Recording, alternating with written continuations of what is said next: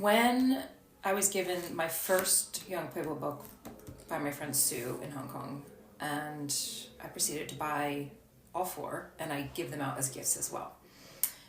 And I usually write like a little note inside. So with the first one, I would bring it around everywhere, and I was like, you should choose a poem and see if it resonates, and if not, don't worry about it. But it's sort of like just this moment of sharing in this joy of having this book. And I just, even if I'm like having a moment, I will pick up one of his books and just open up at random, and it usually speaks to me. No, I love it. It's like tradition, right? Creating tradition is such a powerful thing. It really is. That's almost how we can communicate our life's purpose to like the outer world.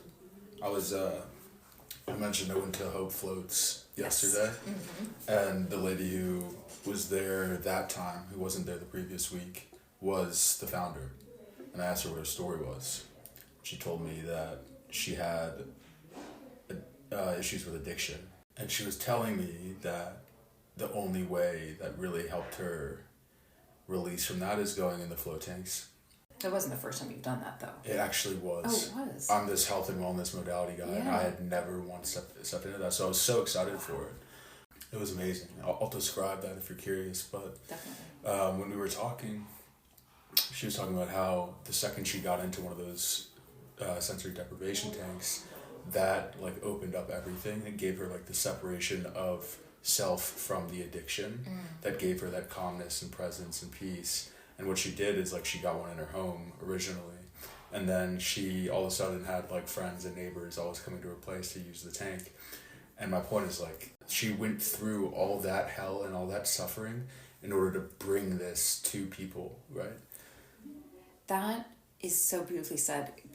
And I believe that with like my postpartum and my moving across the world, and all of these experiences are opportunities to learn and grow, and to how can I benefit others and share my experiences, so they, whether or not they went through them or going through them, but they have another perspective, and knowing that they're not alone. There's that sense of like we're all one, right? So there's this commonality, there's a sense of belonging, and knowing that this person has gone through that experience, there's that connection. And like, how did you get through that, and what were your ways? And maybe that would be helpful for you, but you'll find your own way. So she could have kept that little secret to herself, but she's like, no, I want other people to benefit from this. Yeah. That's so beautiful. Yeah.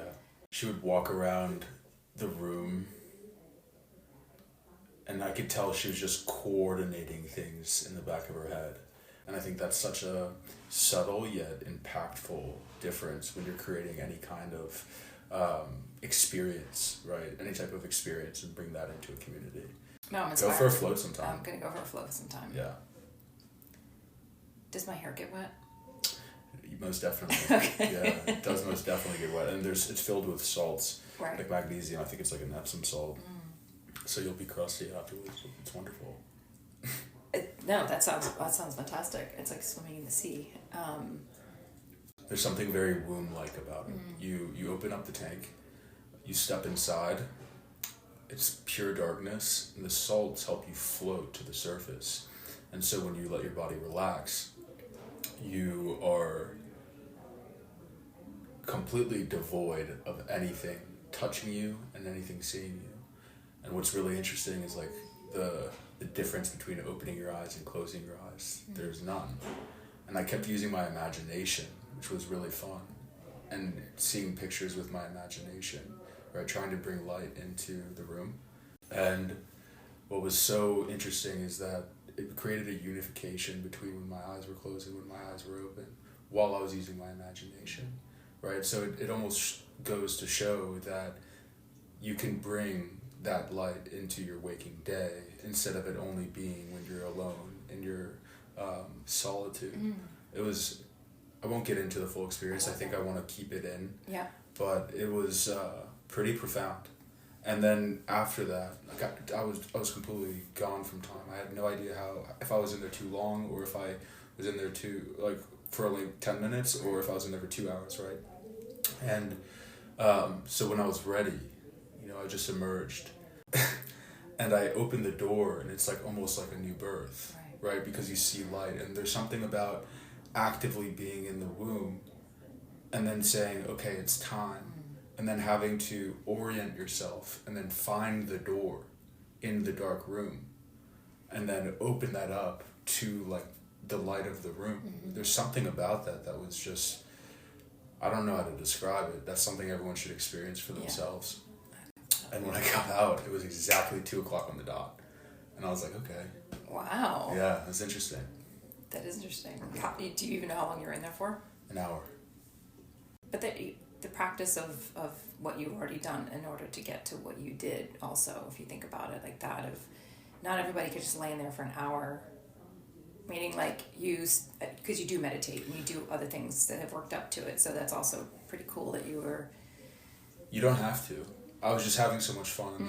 Like, because I was practicing with all these things that you can't necessarily do in a normal meditation. Okay. For example, like I always use like hand maduras in order to feel different types of energy and see different things when I'm doing my meditation.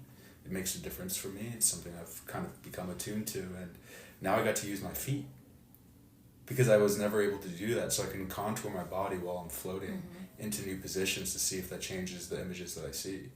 Putting my feet together, my toes together, getting them to match up, and then contouring my body and the folds of my knees and the folds of my elbows, and seeing if there was like, if symmetry had a difference, or if like going off balance made a difference, if movement made a difference in the water while I was thinking. And so I was able to like, it's almost like a scientific experiment when you have the controls versus the non-controls. So that testing made it so clear which variables in my practices were doing exactly what, and having that makes a really cool contrast when I go into any other type of breath work or any type of meditation, because I've gone into a very controlled environment. And that's why I really enjoyed it, and we'll make it more regular of a practice. I think the modality, the reason it's not popular is just it's a little ahead of its time. I think within the next 5 years it's going to be one of the most popular things that people do. You definitely need to do that for research reasons as well. I would say the results give people such an instant gratification that it's very possible for people to swing onto that pendulum, understanding the overstimulated environments that we currently live in and increasingly live in.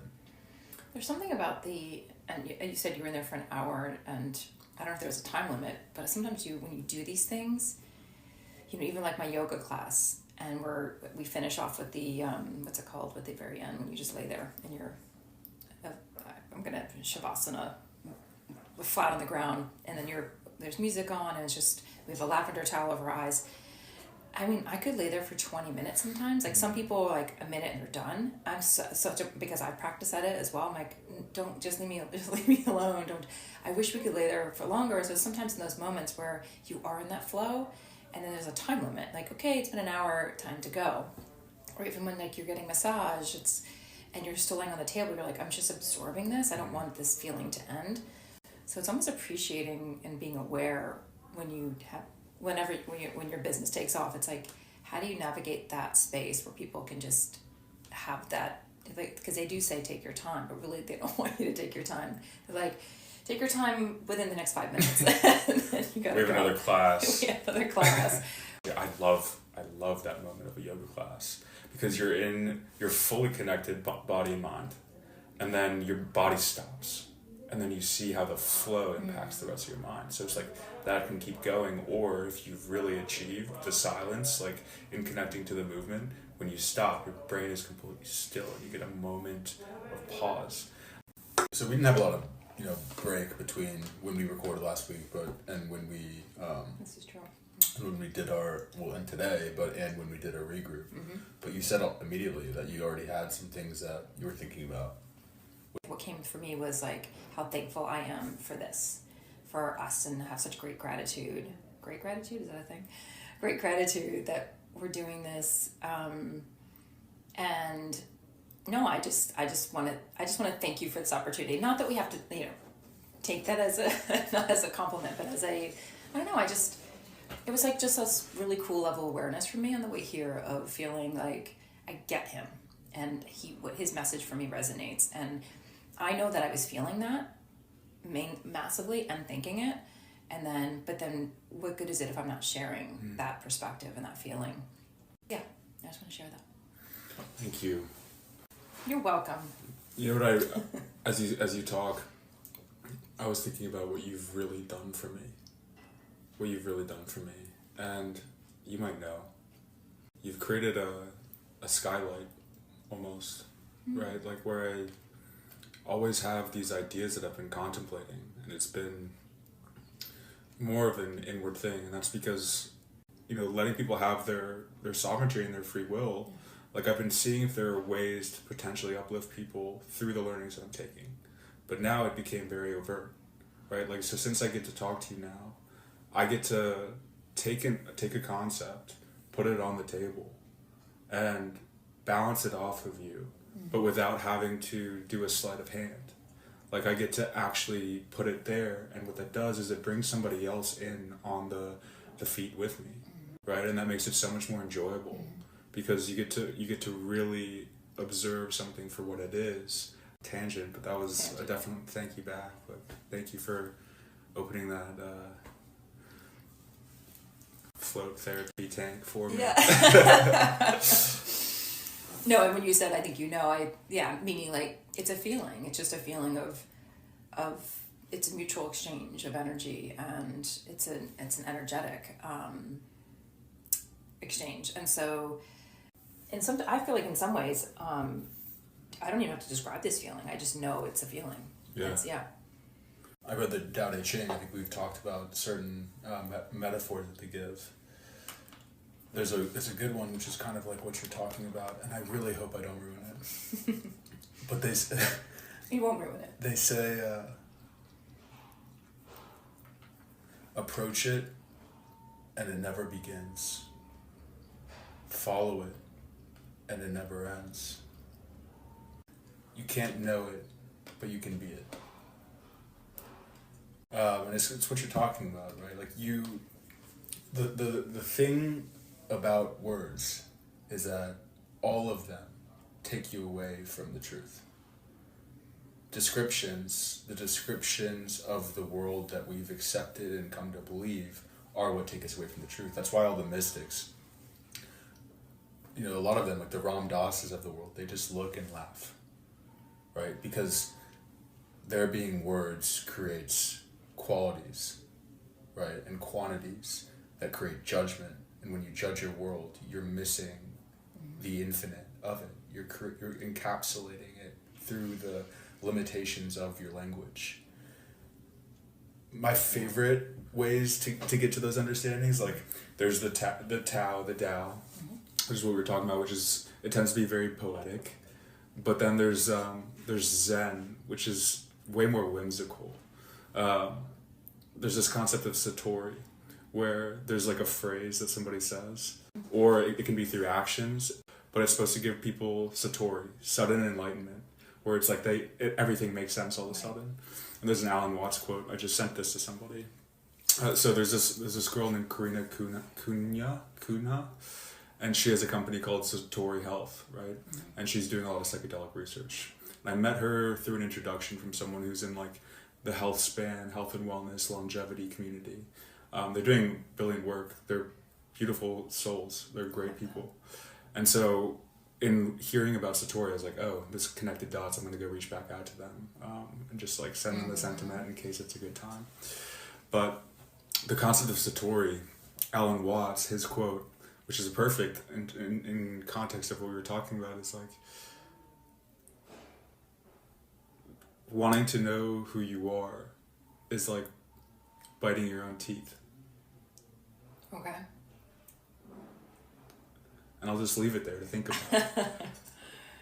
But that's the Zen way, right? It's like you have to sit with it and contemplate it, and play with like these very minimal things. And like a lot of the shamans, the monks, the mystics, they play with their disciples this way so that they can come to the epiphany. Because again, you can't point, right? It's all about the fact that it's without word, it's without description, it's without quality, and you're using words to do that.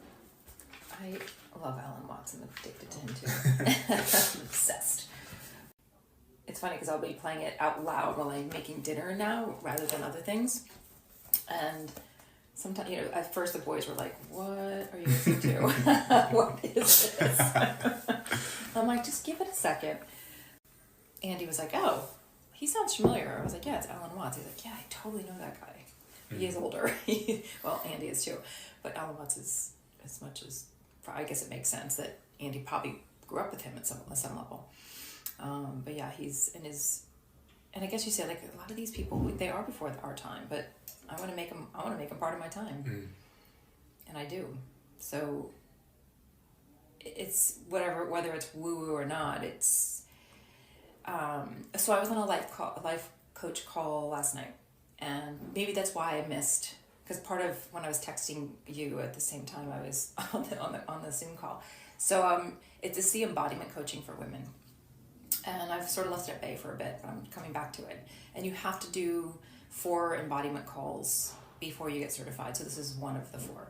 And you get on with all the other people. So basically it was all the US people, because of different time zones. There's like Bali time, Germany time, and then this time. So it was just all the people that were able to jump on for the US. And it's a check-in, talking about whatever you want to talk about. I mean, she'll have like a little bit of framework. And one of the questions that a girl asked was, a woman asked, she's going through the process she just started, the coaching process. So she asked, because of these certifications, she has so many certifications and degrees and all these things. So she's like a perpetual student, right? So it's different because she's like, now I have to figure out how to implement it. How do I integrate this into my, well, not only my life, but other people's lives. But the part she was realizing she was forgetting, and she shared this, is what she was forgetting, was like, I've been on this journey, but now I'm here. Now I have to actually have compassion for the people that haven't been through the journey yet. So when she talks about whatever she was talking about, her last certification, and if she listens to the podcast, because now all the girls on this chat know that I have a podcast, and so I sent it around to them on the chat, whether or not they listen to it, whatever. But so she was recognizing something we have touched on before, was this is not like, we didn't just arrive this way. We forget that sometimes. We're like, you just want to shake a person, be like, just feel the way I'm feeling, think the way I'm thinking, and you'll get there. That's actually ultimately not what we're trying to do. But she was trying to recognize not only as a coach, but as a practitioner. She's a practitioner for health and wellness, and she does I think she does blood sugar levels and stuff. So her response to people is like, well, how do you not know this? And then she has to catch herself and say, wait a second, I'm a practitioner. I'm the one that's meant to be teaching them what they don't know. So, but in her mind, she's thinking, well, why would I share this evidence? Why would I share this information if everyone already knows what I know? And then we all said, but that's why you share, and just be comfortable sharing what you know. And part of the essence was like starting this podcast. We talked about that, and I'm starting writing a book, and like other girls was just starting their own journeys through. One woman is getting certified in breath work, and so you don't have to know all this stuff, but it's so helpful to share what you already do know, to actually believe in it. And even if it doesn't make sense, or even you're like, well, maybe I don't believe that, or that perspective can evolve. So there's so many lessons of what I'm saying right now is just, first of all, we are the expert in this moment, so just share what you know. You're not trying to convince anybody of your opinions. No one should have an opinion about anything, but just let them share the information if they're willing to listen and receive. But it made her more aware that she has to, as a practitioner, has to be sensitive to what people actually are not informed. And there's a perspective of people may pretend they know because they don't want to seem ignorant. So just share it in a way that's kind, and ask questions.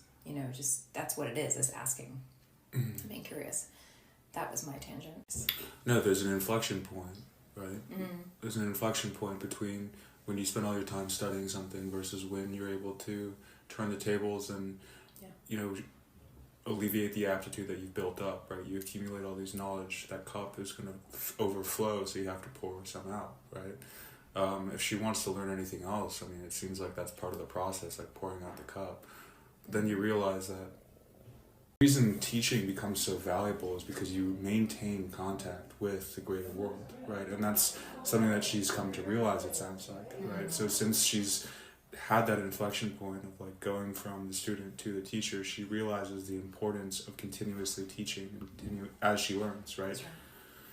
Something interesting too is like, if I learn something new and then I share that with somebody, I can release it, and I feel like I've created that. I've given more life to that knowledge that might be powerful for somebody. But with that knowledge, as long as you're, again, like it's like still learning yourself and open to perspectives. I think anyway, that's what I'm not all knowing, but I know what I know. And so with that, I'm also very open to the way other people think and behave. Because that's for me, that's important for sure. Being a life coach, being able to read people as much as you can, if it's in person or online or whatever it is, and like listening to their voice, trying to read them through their voice, if that's it. When my coach in California, we were finished our 12 sessions, but she could hear my voice change, go higher. She's like, oh, I hear that energy, like I could feel that light. Yeah. And we did not do face to face, but we just did on, just through the phone. And then when certain things would coming up for me, and we would talk about it, and she was like, "Oh, so your voice just went lower," and it's just like, "What is that?" She was able to ask questions, be curious, and dig in there. Sometimes with me not even knowing that I was doing that. So it's pretty fascinating, the physiological cues that you give off. Totally. But then there's also the perception conversation, right? There's, maybe these people don't know the definitions of things when we communicate them or teach them, so we have to go all the way back to the beginning so that we can explain it to a preschooler, right?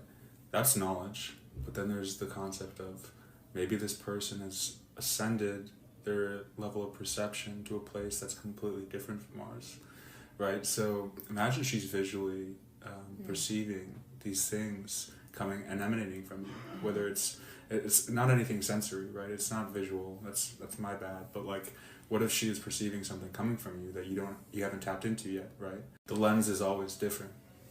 The understanding is always different. The essence coming towards you is always different. And it just makes life so fascinating because you're all having a different conversation. These aren't things I've fully thought through, so I might sound like an idiot. But it's interesting. That's why you talk about out loud. We can come back to it. Totally. But no, I didn't.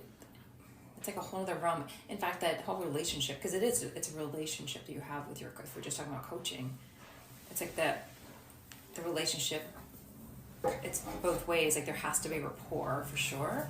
But yeah, she would be also, and actually now that you say that, when I'm in the moments with her sometimes, I do think to myself, oh, whatever I said, I wonder how she's thinking and how she's feeling. And I can tell with her voice as well at certain times, when she's like summing up the end of our session, and she was just celebrating and thanking me for the time and the energy and just that, having that container to share with her whatever I was going through. And so she was just so much respect on both sides and nudging, and she always asked and checked in. Like I kind of feel like I'm maybe deviating to another point, but she always asked and checked in as to like throughout the session, if I invite you to dig in here because it sounds like this is something that there might be some friction in there, whatever is like something's holding you back, or your energy has just changed, or your light has just changed.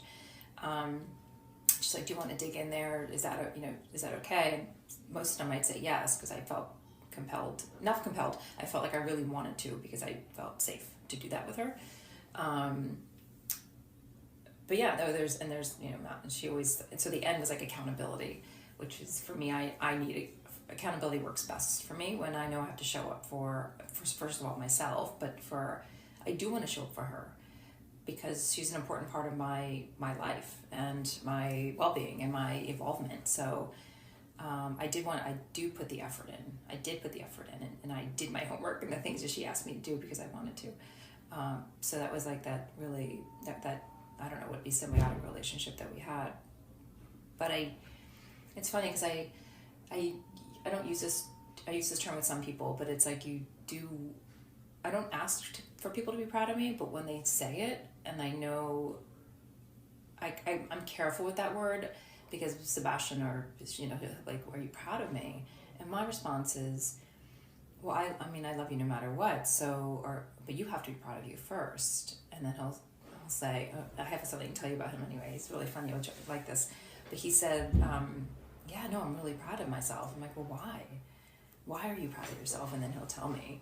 And so when people say that to me, it's kind of like, well, why are you proud of me? And so then I come back and ask them, or then I appreciate, for people who I want to be proud of me, I'll appreciate that they are.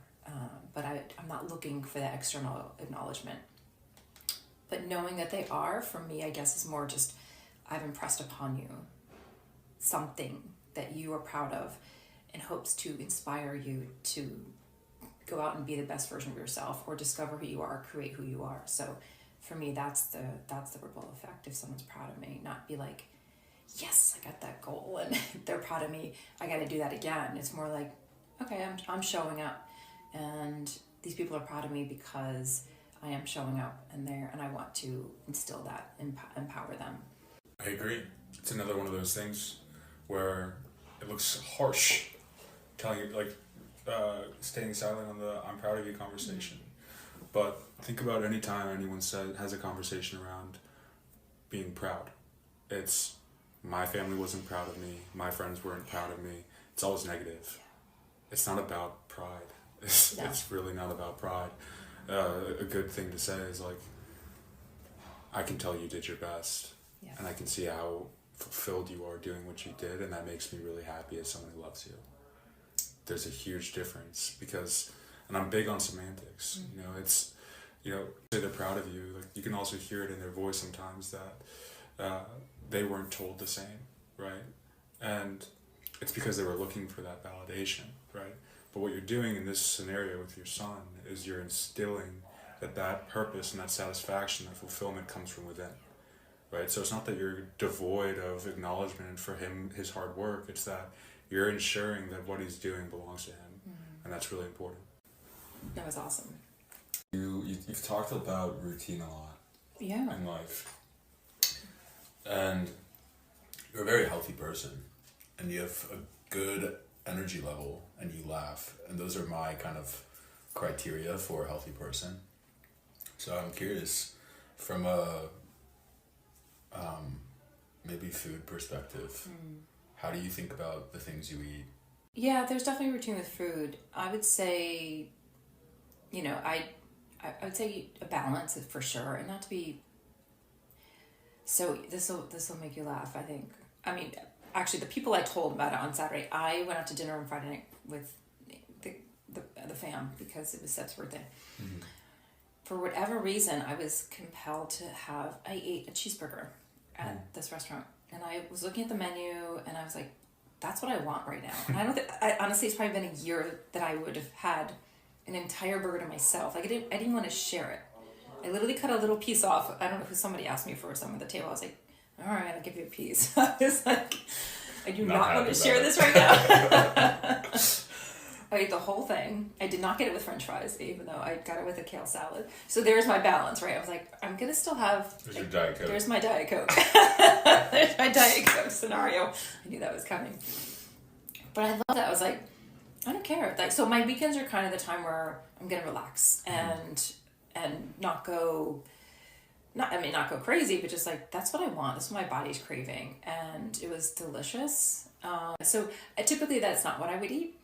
I'm not against them. It just it's not really my thing. So yes, I always find a balance, and then like I end up having sushi on Saturday night, and I feel like that's a good balance. Like, I wasn't gonna have burgers all weekend. So morning is like the Ezekiel bread. I'll make some sort of scrambled eggs with like spinach. Oh, and I love raw fermented sauerkraut. Like raw, fresh sauerkraut. Not the stuff that you get at the ballpark. Nothing wrong with that. We're not at the ballpark. But I put that on my eggs. Avocado, love avocado. So that would be like a breakfast into lunch, but I eat later in the day, so I'm not really having breakfast. Coffee is sort of my thing. And so, or my Ezekiel toast. Then there's some sort of salad. I get the tuna fish out of a jar, and then I mix it with capers and olives and like chili flakes and lemon. So good. So I love that. And that could be on a salad or whatever. And then dinner, like I would say everybody in my family is like more of the carbs. So I'm buying like a lot of the chickpea pastas and chickpea, and I know that has a lot of carbs in it, but it's not the flour carbs. So I will supplement that way. So I still make like the same bolognese sauce or pesto and that kind of thing, and with chicken and then, but again, like the portion size of carbs is smaller for me, and then a lot more vegetables and protein. But also I think people can overdo it in the protein section. Like you don't, like we don't need it. I know I don't need as much as, I get more bloated and uncomfortable when I have way too much protein. So that would be, I don't need to, if I snack it's going to be nuts.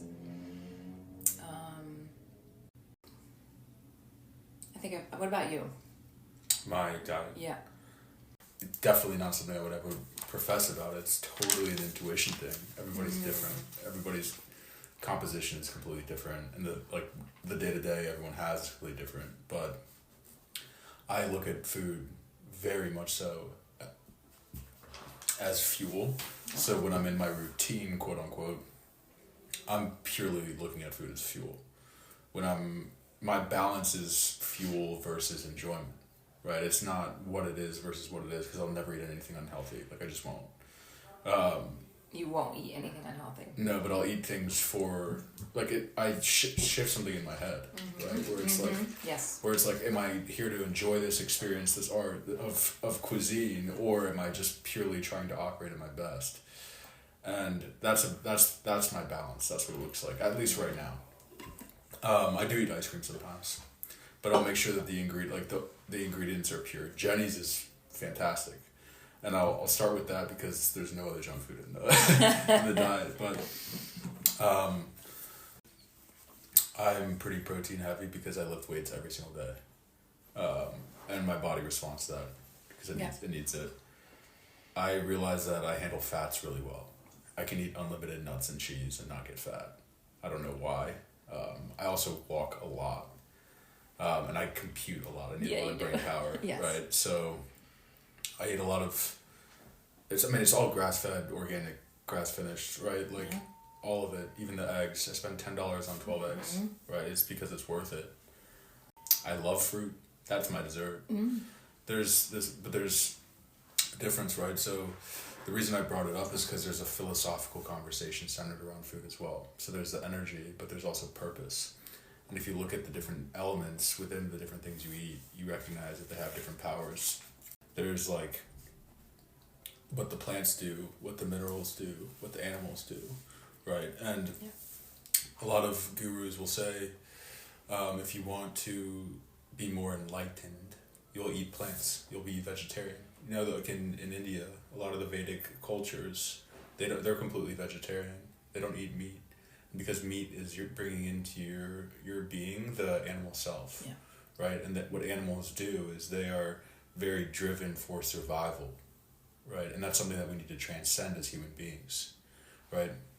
And it's this conversation that's been bouncing back and forth in my head because a lot of people that have given me a lot of wisdom that I've applied that really are truth will proclaim that I need to separate myself from the animal-based foods in order to achieve this new vision, this new sight, this new experience, this transcendent state. And then the converse side of that is like the very primal-oriented voices out there today, like the Max Lugaveres, the Paul Saladino, MD guys who are talking about how a lot of carnivorous foods like grass-fed beefs, eggs, pasture-raised eggs are incredibly beneficial and advantageous for longevity. There's a guy named Brian Johnson who has this book that just came out. It's called Don't Die. I love this guy because he's going with the most contentious thing you can possibly present to a human being. Right. He's saying, I'm not going to die. And so he was this billionaire who made this shift in life all the way from Mormonism to being a tech billionaire to wanting to give humanity the thing that he saw as the most powerful, which is not dying. So he has this like regimen of like the foods that are the best for longevity. And so there are all these voices out there, but it's noise. I think fundamentally, like, I need to listen to my body, right? And this is like an interesting level of correspondence when you look at the diet and the things I eat and the things I fuel my energy with. If I'm using my intuition the same way I use my intuition for everything else I do, it's telling me that I do feel best when I do have an animal-based diet. And that context, I didn't expect to go here, but that context actually helps inform, like, you're not just trying to transcend this reality. You're very actively here for a reason, right? So consume the animal, allow the animal to come through you, because that's making you feel your best where you are right now. It's a necessary step in going to where you need to be, right? It's an interesting thing that I didn't expect to ever talk about. But when I do eat, I make sure that it's very, very intuitive, because that's also one of my shadows that I had to overcome. So I mentioned I was very overweight, but that went to both sides of the spectrum, right? So food was a challenge for me for a long time. And that's why I have a conscious, like, observer state shift between, am I enjoying this or am I using this for fuel? Right. And that is something that was one of my, like, definitely something I had to overcome. And it's also because I grew up in a family where food was a love language. And by denying someone of feeding me, that was a denying of their love. Yes. Denying of their care. And so that was a back of mind thing that I had to contemplate as a kid. So I would go about my days looking for comfort and love by eating. Right? Yeah. Wow. And so... For sure. And so I had to separate what the conduct was, what the actual activity is, against the associations that I had wrapped up around it.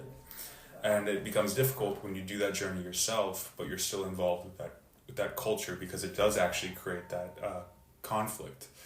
And so this is something anybody can resonate with this. I mean, it's like when you go out to eat with people and you make your own decision, and people are like, well, why don't you have the ice cream too? Or why don't you have the, you know, they do. So yeah.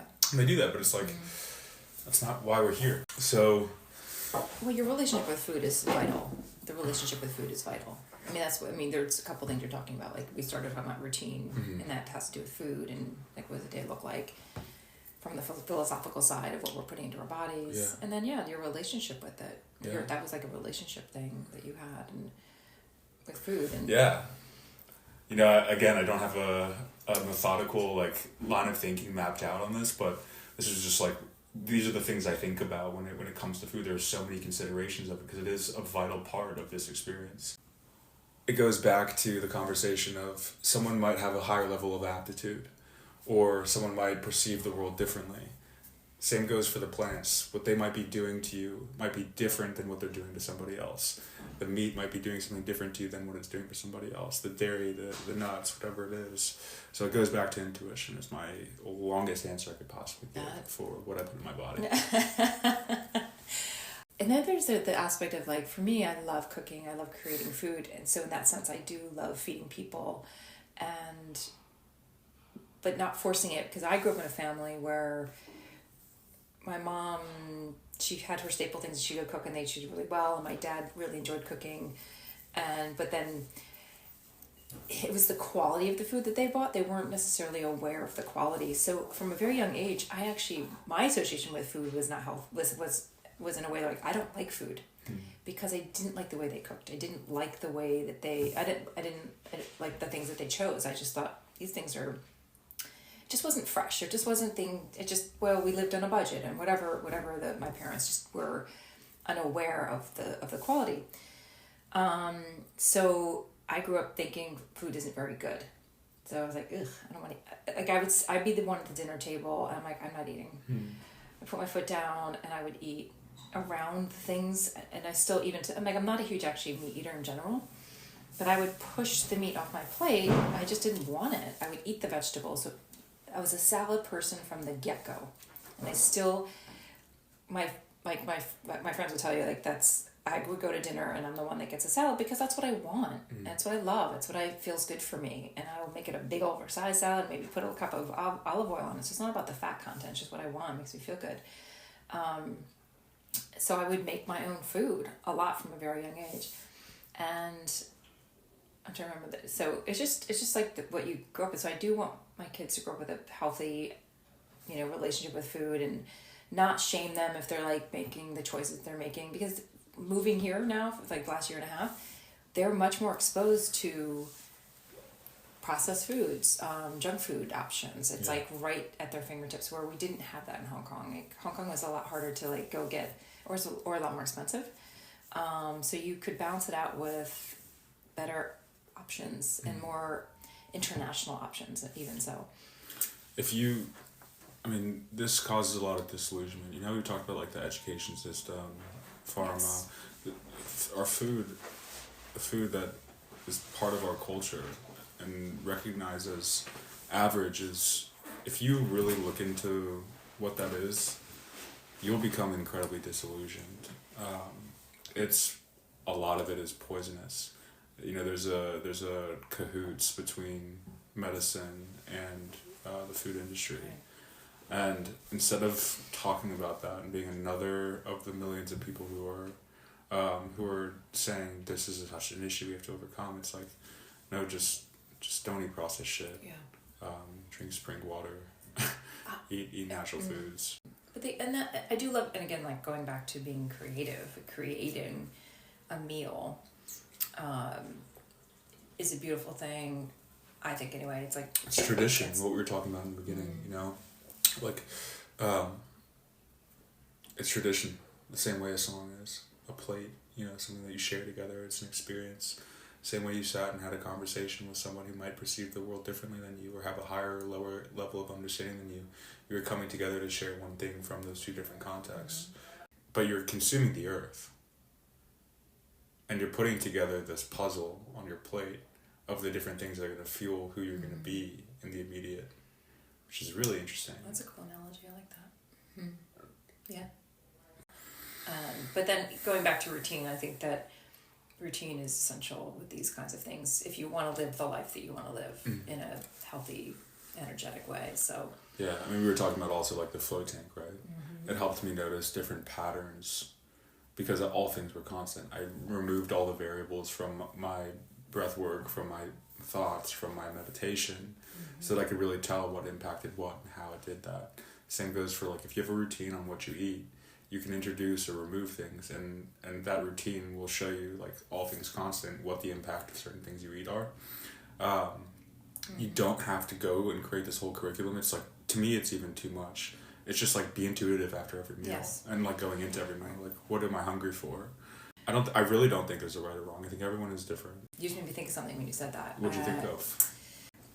Something I literally wrote a couple days ago to somebody, and it was this process of, it becomes it's an intention. Whatever you set the intention to, and you can use whatever words you want, but I love the word intention, and it's this process, and literally it just becomes, it's just a way of life. And I said that to somebody literally over the weekend. I was like, but I don't even think about it that way anymore. I don't even and this is definitely this is my experience from the last 8 weeks with you. This is my experience of like, just, vibing the tribe of women that it's just like this living in alignment with who I am, and like this relationship that I'm developing with who I am. Yes, living within your values and living within your belief system, and like so much focus. And I get it, like everyone has to go through those stages of figuring that stuff. I think anyway, for me, figuring out what resonates, and what's meaningful, what I'm connected to within the self, like what myself is connected to. But then now it's just like, when you ask that question, and I had to really think about my routine and think about what I eat, because I'm like, well, this is just what I do. It's just my way of fucking life. Yeah. Well, you know what I mean? It's like, it's just my fucking life. And it feels so good to like live in that power of like, this is who I am. And like, it's such a great place to be. It's such an amazing place to be. I can't even imagine it being anywhere but this. Just to respond to what you're saying, we've talked about this, right? Like, you come into the world, and there are all these filters that are thrown your way based on ideologies you're born into, descriptions you're born into, paradigms you're born into, cultures you're born into, cuisines you're born into. And then when you listen to your intuition, that's the return home. So it's like, here, go.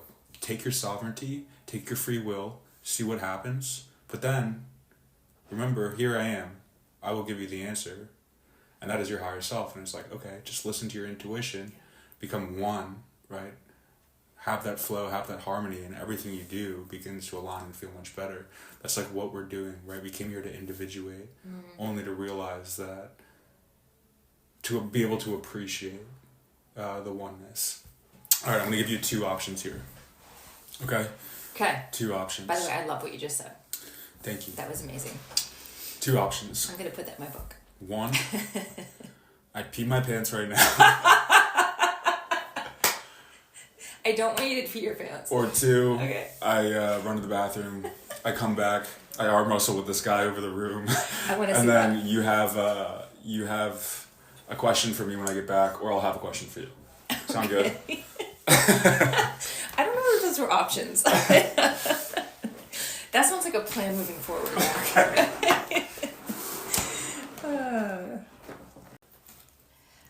So whether this is a question or something, it's more curiosity, because you have shared this with me, and more like, I want to hear more about it to learn. You have said as above, so below, right from the beginning, with alternative space and like our logo, and that's come for me now a few times in like a podcast. People have said it. People have said it, and I hear it more often now. And you for sure made it aware. I've definitely seen it before in the past, but I don't think I haven't dived into it. Like I didn't really resonate. And so I wrote it down here, and I wrote it down here. But I also, in this last podcast I was just listening to this morning.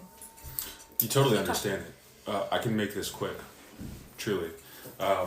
We talk about it all the time without making it obvious. It's principle 2 of the 7 principles, the Hermetic principles that are in the Kybalion, right? As above, so below is the principle of correspondence.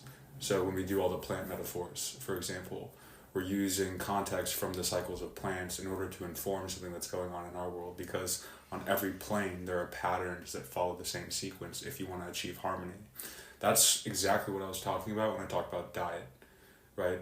There's certain foods, like in looking at the foods that I want to consume, it's teaching me intuitively what the experience I'm here for right now, right? If I'm listening to my intuition and saying, eat some of these foods that give you a little bit of enlightenment, eat some of these foods that ground you in your animal self, eat some of these foods that are part of the mineral plane, right? These salts that make you feel good. I use that as a measure for the experience, as above, so below, right? So like that is part of the experience. This comes up mathematically everywhere, right? If you look at the Fibonacci sequence, right? Fibonacci it's just an easy Google, and you don't have to learn about the math of it, but it'll show you how patterns replicate themselves on different scales through different planes. So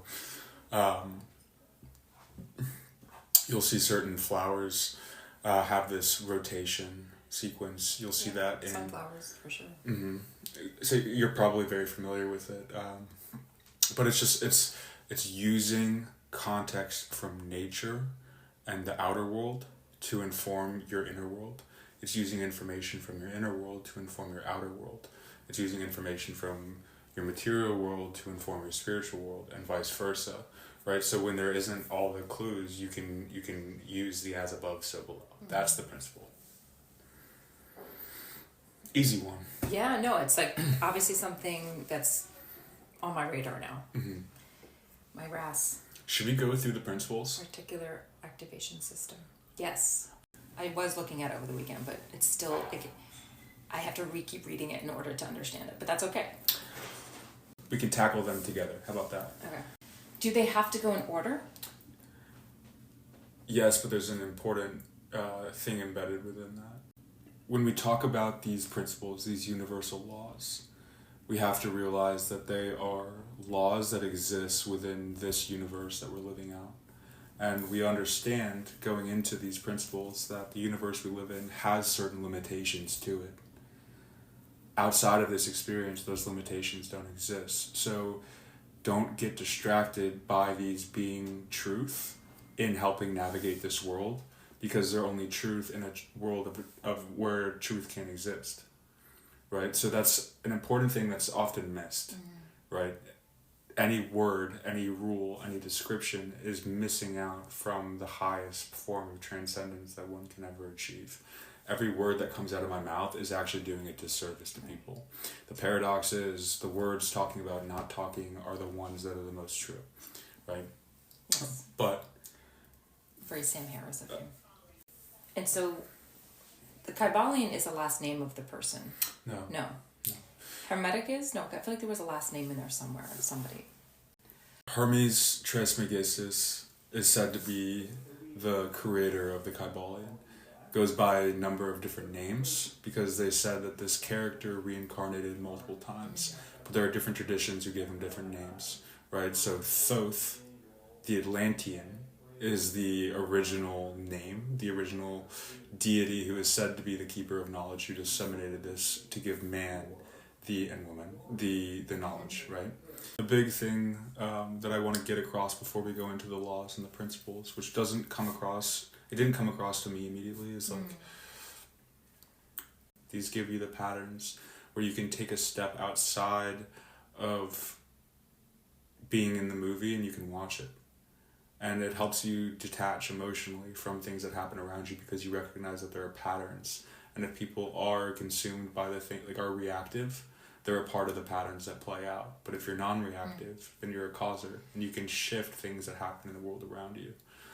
So that's something that I would bring up that's not typically brought up. That was helpful for me to think about. Well, I just found a commonality. It says here, like, to understand the 7 Hermetic principles, it would help you to understand Napoleon Hill. And that's somebody, I have this book from Think and Grow Rich. Yeah. And I have that book and I read it, and that's amazing that it was like, there you go, another commonality. Yeah. And Napoleon Hill has amazing quotes for sure. Yeah. I'm not thinking at the top of my head right now, but he, again, before his time, and the mentorship program I took a year ago, fall now, we studied Napoleon Hill. He was a great part of and the richness. Yeah, it can be material, external 3D, like the actual physical money, tangible money, but the richness has to come from within first. So being rich within the abundance and with knowledge and, all the things that make you feel abundant. So with that, go. Okay, so I was wondering if there is, so they start with the principle of mentalism. Mm-hmm. Yeah, the principle of mentalism. So before they get into that principle, they talk about something that we've talked about on the podcast that'll just kind of save us some time here, which is concept of all, right? Like, all is everything. All is all creation. This is their word for God, right? We talk about the context of all is all, right? All is all, and we are a part of that power. And so I'll tie back to that as we go through the different principles, but ultimately it's all one being, and that helps us recognize that as we go into the principles, these are only separations from all being. And I'm saying that like that for a reason. Okay. But you'll tie it all in together. Yeah. So it says here, mind and everything is energy. The universe is mental. So this is when I had an incredible Satori moment. Right. When I read this, it gave me Satori. The universe is mental, right? Mm-hmm. What you would like? Yeah. The universe is mental means everything, including the things that we perceive as physical, are mental. And then you look in, and what my context was before I heard that the first time was, I do have this mental narrator, but what I didn't realize is that the control of those things impacted the entire world around me as I know it. That to me was when everything changed in my life, incredibly drastically, incredibly quickly. Yeah. And that's honestly, that notion is what made me feel so at home, because it's like analyzing my thoughts, knowing that they don't belong to me, knowing that what I do have, who I am, is the control of those thoughts that come in and out, right? The navigation of those through this experience that I have. That is incredibly empowering, because once you have that information come your way, that everything is mental, you're presented with a choice. And the choice is, do I want to actively take control of them and be a causer? Or do I want to neglect that information and then be reactive to the world around me? And it might feel more safe in just like, in like having the world take care of you, but that's going to cast you astray. You're going to be reacting to everything. And then all the principles that we talk about after this are going to be the motions that you go through without even knowing them. But if you do recognize that, you know, the universe is mental and you have the sovereignty to play with that rule, then these remaining principles you can take control of and not have them control you. So that's probably the best way I would describe that. But this is also another point where if I was listening and I had never heard about the Kybalion, I would want to be shaken and say, this is all a thought. Right. This is all a thought. This is all the mind of oneness. And that's hopefully that's some somewhat valuable information. This is valuable. I mean, and on a little scale of like the micro scale of like when we're working with kids, it's asking them, do they want to be the pilot of their own plane? Or do they want to be a passenger in their plane? So it's totally with their thoughts and their behaviors and their actions. So, but the recognition there is that everything is an outer projection of what's going on in your mind. So you think that people are taking care of you, but ultimately what you've done is, through your own mind, you've created someone else to come take care of you. And so it's so counterintuitive. You think the world is coming to save you, and even if the world does come to save you, you've created that. So it's really just a matter of like actively knowing that it's you controlling this whole thing, or deciding to be ignorant to it. That's what it means when Alan Watts says, trying to describe what you are is like biting your own teeth. right. There's another connection of the dots. Okay, you know what the second one is then, right? So we talked about as above, so below. This is correspondence. Correspondence. Yeah. Okay. Oh yeah, as it is above, so what is below? As within, so without. I wrote something recently, actually on Saturday night, and I just liked it, so I just want to put it somewhere. Yeah. And what I wrote was, it seems this world is inside out. And I wrote seams, SEAMS, because when the shirt's inside out, you can see the seams of it. Oh, I love that. And that's this, right? Like in psychology, they think that sensation comes before perception, when in reality, like everything we think about then comes into our world, right? People talk about manifestations. You have to be it, and then your world responds to it. This is what it's talking about. It's a thought. You know, this can was a thought before it became something tangible in this world. And the laws of the universe take time to reflect what's going on in the consciousness of the brain. But I think like the point here in As Above, So Below is like we're using the outer world to realize that these are things that we've once thought and believed. We are what we once desired to be, once thought of. I've heard this now a few times and I've read it a little bit, so it's resonating more the more you talk about it. So it's... Another thing I'm going to plant here before we continue is the reason I wanted to start with the fact that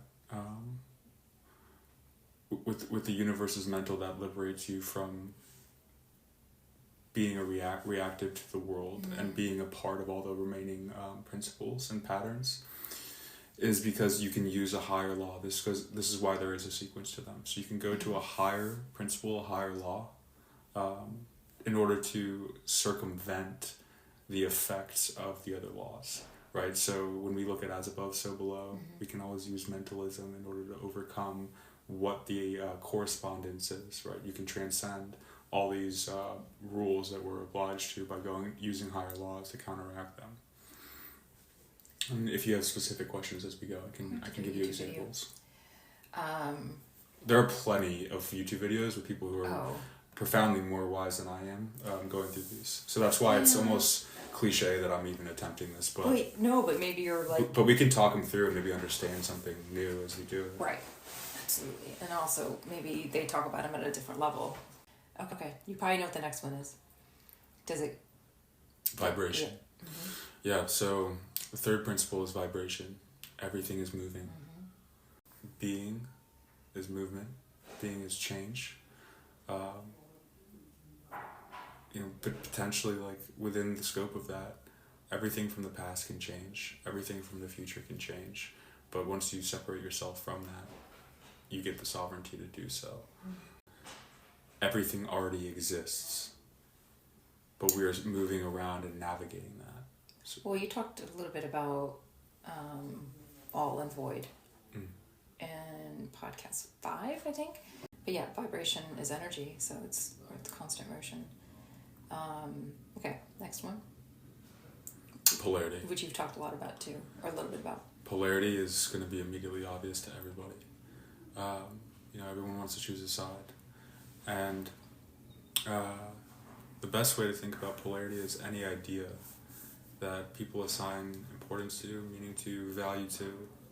Every description creates, it takes energy, vibration away from mentalism, from consciousness, and it creates a new entity, is a way to think about it. That's not what I'm saying, but it's a way to think about it, right? So you're giving life force, you're giving life force to ideas and concepts. So war, for example, this is the one we talked about last time. If you take the concept of war, you're going to create a polarity. There's going to be the pro-war, people who love war, there's going to be the anti-war, right? So you're perpetuating war by giving thought energy to that thing. With every concept, you're going to have polarity. With it, it's embedded in everything. That's why I talked about, the 5 people who actually give a shit that we're running a podcast. The fact that I make it public, 2.5 of them are going to be like, this is bullshit, and talk shit. And then the other 2.5 are going to be like, oh, this is awesome. Right? So these are patterns, and you can start to recognize them. But that's the world that we're trying to transcend. We're trying to remove ourselves from this dualistic way of thinking so that we can ultimately create new alternatives for the world. And once we recognize that we have the capacity to take a step outside of this dualistic perspective, then we can see the complete picture of what we're experiencing. So then if it's not dualistic, then what is it? Yeah, this is actually, I'm glad you asked that, because this is actually a really important component of it. We talked about the universe is mental, we talked about correspondence, then we talked about vibration, now we're here on principle 4, which is polarity. Mm-hmm. With polarity, opposites aren't separate, they're 2 degrees of the same thing. I think it was our last episode when we said temperature is the best way for this to resonate, could have been episode 5, where it's hot and cold aren't different, they're temperature, right? So at different vibrations, you get different experiences. But the threshold for when cold becomes hot and when hot becomes cold is completely subjective. It's an interesting thing to think about. Now, you can use this for any quality in life, and you realize that these 2 things that we hold as opposites aren't actually separate from each other. You can change your vibration in order to achieve that. Why is it so easy to shift the pole from loving someone to hating someone? Why is it so easy to shift the pole from hating someone to loving someone? Right? These are extremities. These are extremities that you can transmute. And a lot of the things that we experience in our life are opportunities to transmute from one experience to another. Now, that is all happening from a change in vibration that can be done mentally. Think about the principles that we're accruing here. Now, an example that's good for rhetoric is fear versus courage, right? By forgetting what fear is and what courage is, it's a non-conversation. Right. You can approach anything in life without needing to be courageous. Right? Yeah. So that resonates. That polarity creates a challenge because we've given thought energy to it. Right? It's not about living life courageously. It's when the fear doesn't exist and neither does courage. Right. You're just being. And just being is the simplest thing that we can talk about. Because just being brings you back to void and being, and that that transcendent state. So hopefully that's a different angle that's been taken in many ways to describe polarity. That actually that works for me. I like that. Okay. That's awesome. Rhythm. So with rhythm, this is where you can begin to realize the patterns of the vibrations that are taking place, right? And also the patterns of polarities. Rhythm best presents itself as cycles. So in our last episode, we were talking about fashion trends, right? They take a rhythm, right? We went to the denim, then we went to leather, then we went to, like cashmere, and then back, right? Like you take these trends, skinny jeans to wide leg pants, right? So it's like, these are rhythms. These are on a micro level. This happens in society, this happens in culture, and things keep repeating themselves if we don't transcend them. What's in here? It says here, if you understand this law, then you can learn to enjoy the rise and neutralize the falling season of your life. And everything there is manifested a measured motion, to and fro, backwards and forwards, like a pendulum. Seasons is an easy one. So, and if you use like the as above, so below, the nature of correspondence, you can recognize that there are things happening with every season that you can align with as a person. If you are consciously curating your life, right? If you become aware, then you can not have to follow the seasons, right? You can recognize that that's what's going on throughout society. But the sun is a symbol of consciousness, of vibrance, of vitality, while the moon is more feeling. It's sensory, right? And so it's more inward, right, instead of outward. And so when it's when you watch the rhythm of the world go from summer outside, creating, playing, to more hermetic, more of a hermit inside, right? You're more of a hermit inside in the winter, and you're more feeling, and you're more emotional. You recognize these patterns. The day and the night thing, the morning and the evening thing is like the energy levels you have, right? So you recognize like you want to be more like at home in your body at night, and you are more emotional. You can have a more like emotional conversation, but during the day you want to be active. You want to, so these are rhythms that you can be very conscious of, and when you recognize the patterns, you can take a step outside of those patterns and begin to not be so reactive with your world. I love that. No, that makes sense when you do it with the seasons. One practical one that we can just talk about is like the election cycle every 4 years. You recognize that, and you can look at things that happen every 4 years because they're parts of our society, the way people behave, right? You can use that as a pillar to recognize how people behave when certain things happen. The Super Bowl, that's a yearly one. You can recognize how people behave. I'm not going to get into like the crash course, but like these are things that you can use as harbingers, so you can anticipate. This is, rhythm this is what brokers use, stockbrokers use. Definitely. This is, they can look at society from a behavioral scientific method based on there are constants and there are patterns. And this is where you can really understand what masses do. This is how they respond and react to different stimuli.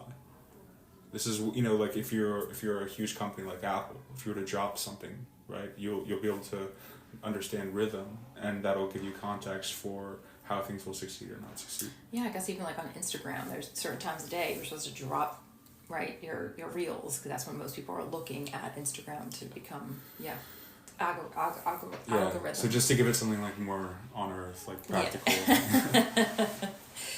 But yeah, I like the seasons, and the night and the day. Okay, season. You want to go on to the season? You want to go to number 6?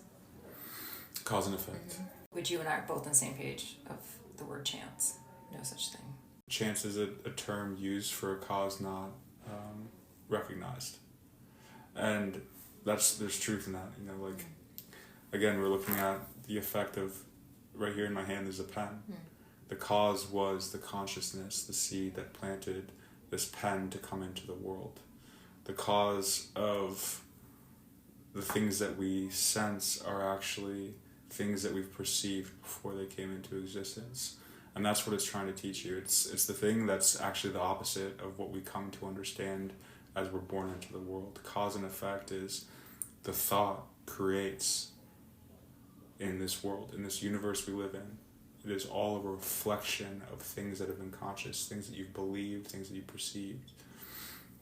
When we get to the last principle, this will make more sense. Do you want to? Are we done with that one for the moment? Does it say anything that's important to add? It does. It says, by dominating our moods, characters, qualities, and powers, we become masters of ourselves. In careful consideration of the cause, we can lead to a better effect. We talked about, I didn't say this, but we were talking about auras in the beginning of our last episode, where our being, the way we come off, is actually expressing the thoughts that hover us.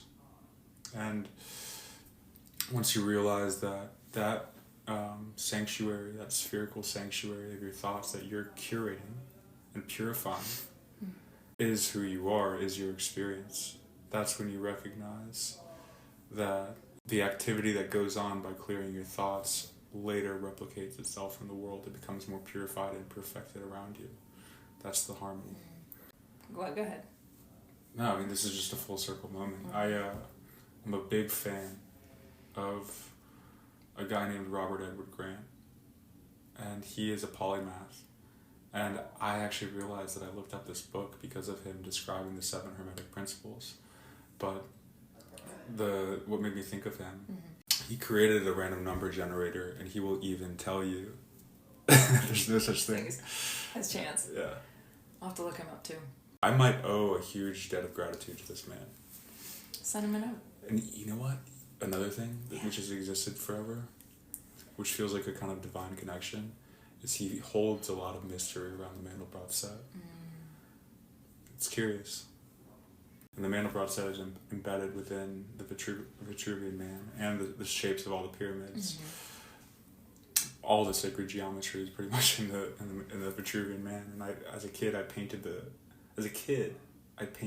Mandelbrot Man. Yeah. Which is pretty interesting. And so I feel that connection. And I won't get into the whole thing, but that's why I feel an element of love for this guy. Yeah. He is definitely part of my story. I would love to meet with him and talk with him. He'll be at your table.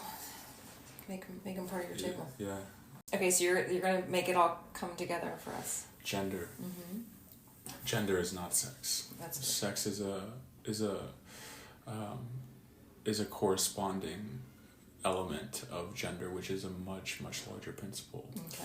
Gender, to me, is best epiphanized when thinking about the relationship between the conscious brain and the subconscious, or the unconscious, right? And what happens through gender, and you can listen to it in modern day Joe Dispenza, this is Napoleon Hill, this is Neville Goddard, these are all these guys. What they're describing is this heart-brain connection, right? This connection between what you think and what you feel. And when you're able to create a marriage of the thoughts and the feelings, that's when you create. That is your creative power. That is the man and woman coming to create an infant, right? These are all things that you can read about in scripture, but what it's actually talking about is your consciousness, your thought power, and your feeling power coming together. So if you can think something, visualize it, and feel yourself into that, then you are creating. That is how this mechanism works in the universe that we live in. When you visualize and you feel what it would feel like, that future state, that's when you've planted the seed, right? That's how I would describe gender in a way where it's not obvious in the Kybalion, that's what it's talking about. But that is the principle, and gender manifests everywhere. Everything is a component of that. So when we go into cause and effect and we think about cause and effect, gender is a principle that plays into that very intimately, because that's how you create. Yeah. Right. Well, that's just like the feminine. So the feminine conducts the work of generating new thoughts. Right. So an example of that is like, we don't necessarily know how things happen, how the universe works, but we know that we have a consciousness principle where things just come together. Right, and when we're actually, so if you're looking at society, when you're conscious, when you're a causer, I've talked about this a lot and this will clarify some things. When you're a causer, right, you're aware of these principles and you're creating things into the world. And when people are reactive, they're actually a part of this subconscious world that is doing the heavy lifting, is doing the work. right? If you ever had a conversation with someone and they're just like not even with it, Yeah. they're not even there and not thinking. Yeah. These are people doing the work. They're like part of like they have like hammers in their hand and they're like doing the work in order to create these like manifestations that the active creators are doing. And you know, I would imagine that I'm going to lose a lot of people with that, but it's the truth. Like, I've been in reactive states or subconscious states many times where I'm like, what the hell am I doing right now? You're reactive, right? That was a prime example of like a person that I was talking to, and it was like they were physically there, but there was like, it was talking to somebody, and I'm like, how do I make this relatable? And do I want to put my energy into like explaining, and are they even being curious right now? And so, do you know what I mean? Like where I'm going with this? It's like, when you say they're doing the work to prove themselves. They haven't woken up.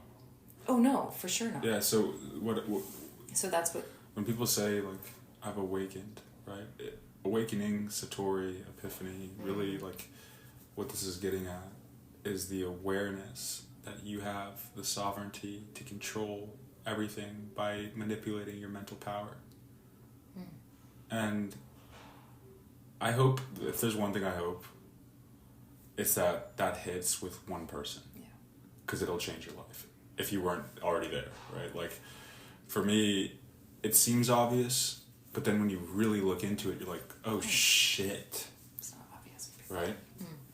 And so then we can look at our outside world, and what happens is if you use that, you recognize how many of the how much of your outside experience is predicated on what the popular opinion is, right?